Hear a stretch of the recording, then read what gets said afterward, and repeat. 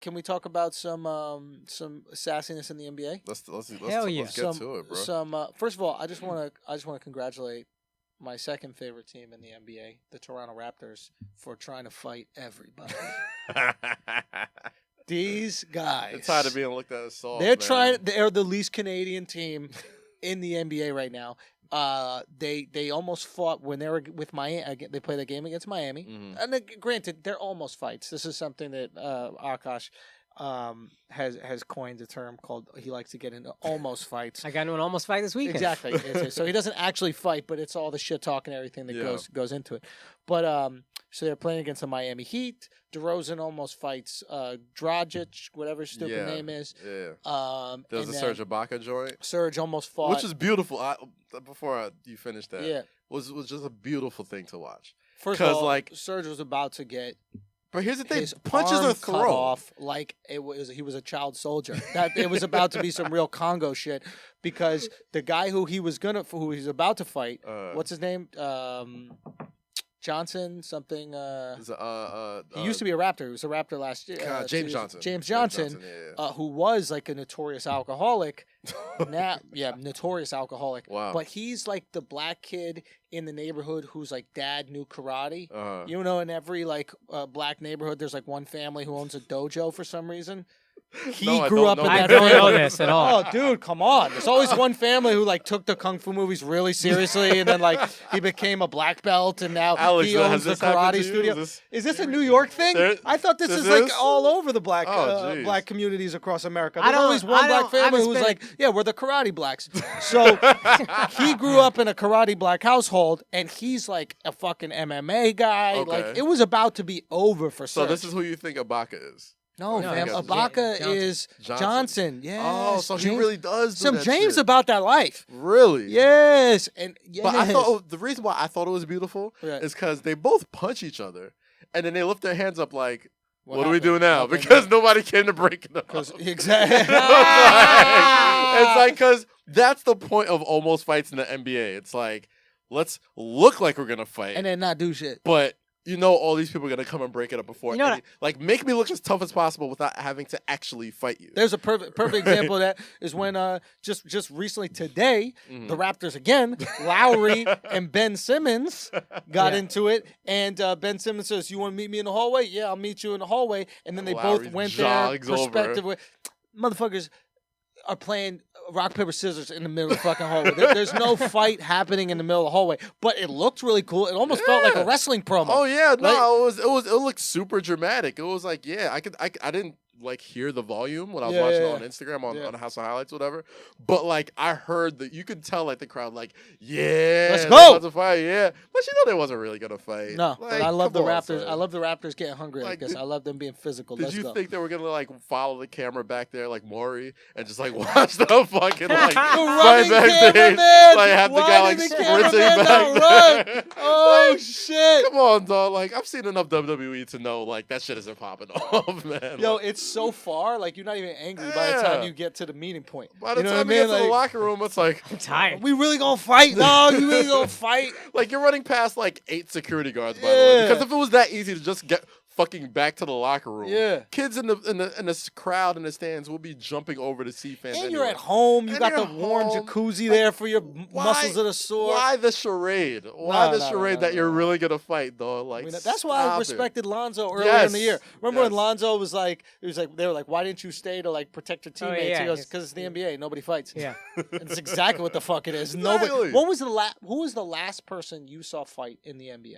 Oh gosh, that embarrassment, if you want to call it a fight.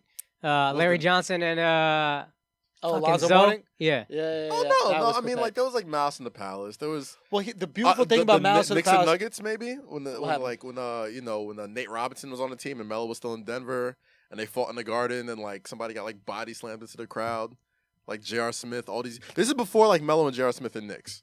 You don't remember that fight? No, but like Nate Robinson's in the middle of it. I think like Jared Jeffries was there for some reason. Like Shaq and Barkley. Shaq and Barkley. That was Think about how far back we got to go. Gosh. Even Malice of the Palace, which is the most notorious fight in NBA history. It's like 13 years. We've mentioned this on this very show. Ben Wallace stepped to Artest. Yeah. And Artest and the entire Indiana Pacers team Ain't want any of that. Yeah, and then a smartly. 5'4" Mexican said something in the crowd, and all of a sudden we're swinging on everybody. Well, he threw a beer at him.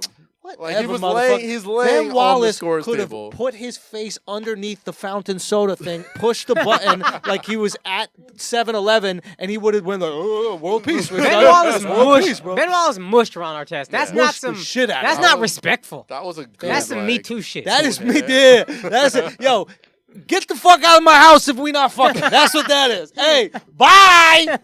Well, you don't like white wine? Bye. We're not doing red wine. This is a white wine household. The white wine household, B.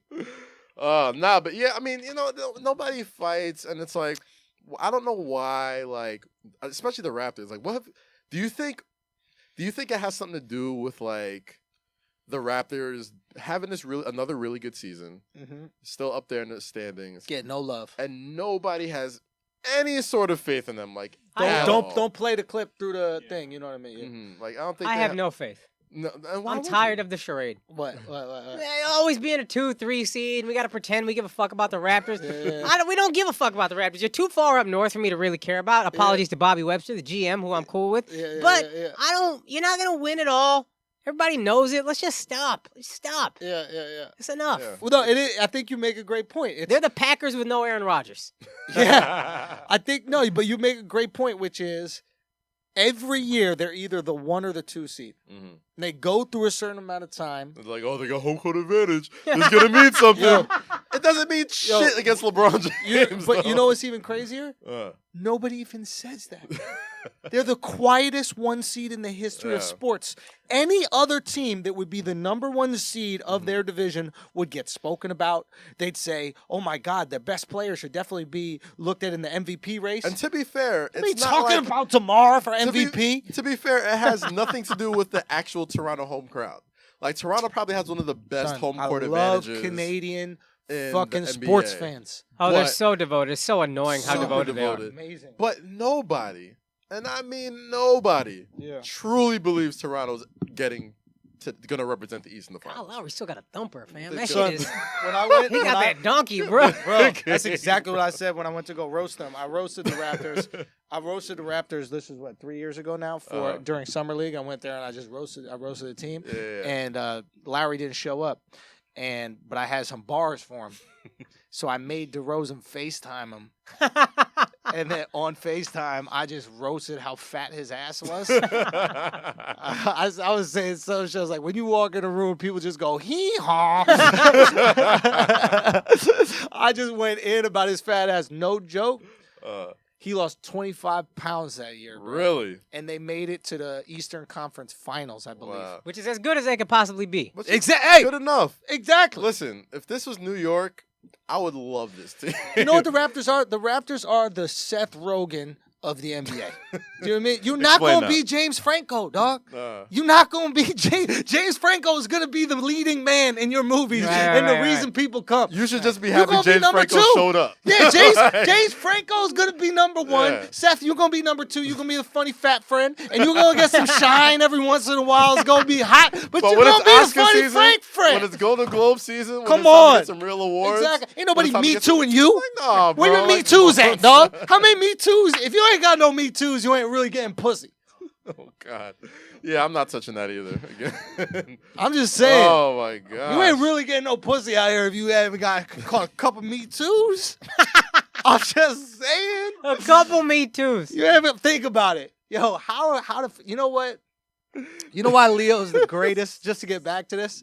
You can't fuck with these American women, I'm telling you. Leo saw it coming. He saw the tide shift.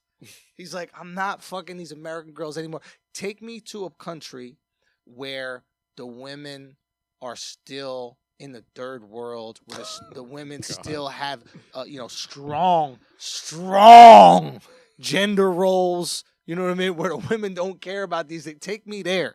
Take me to the Middle East. He went Israeli on that ass. He went biblical. Oh, wow. I didn't know his girl was Israeli. Son, name the last American girl he dated. Ugh.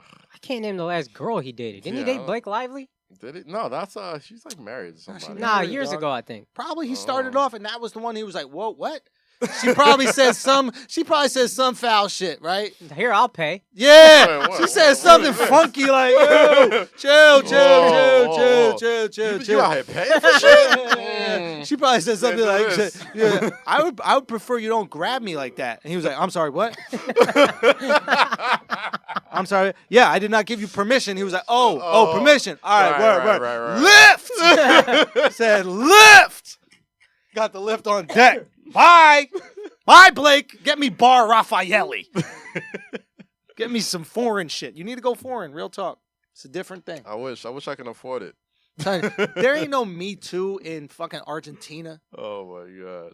Whole goddamn country is Me Too. The whole thing is whistles and shit like that, grabbing cheeks. Now I'm not saying that that's necessarily good or necessarily bad, but if you're not trying to get caught up in the game, fellas, it's hard out here for us. Okay, it's fucking hard. Kaz on his phone trying to ignore this conversation. He on Twitter. Bro, listen. You know what you're going to find on Twitter? Some fucking Me Too, bro. You can't avoid it. Bro, I'm just trying to get us some sponsors, man. I'm trying to get us some sponsors, dog. The views and opinions expressed by Andrew do not necessarily. Hey, man. That's true. We want brave sponsors on this show. This is true. We want I'm telling you, let me tell you something. There's no such thing as a brave sponsor. Get the fuck out of my. Every corporation is pussies. Like, yo. what? You know who we gonna get? The Marines, son. The Marines. Oh yeah, bro. Hooah! Fam, hey, shout out to everybody. Hooah! You know what hooah sounds like? Hooer. That's what that shit. That's how Italians say hooah. Get some hooahs over here.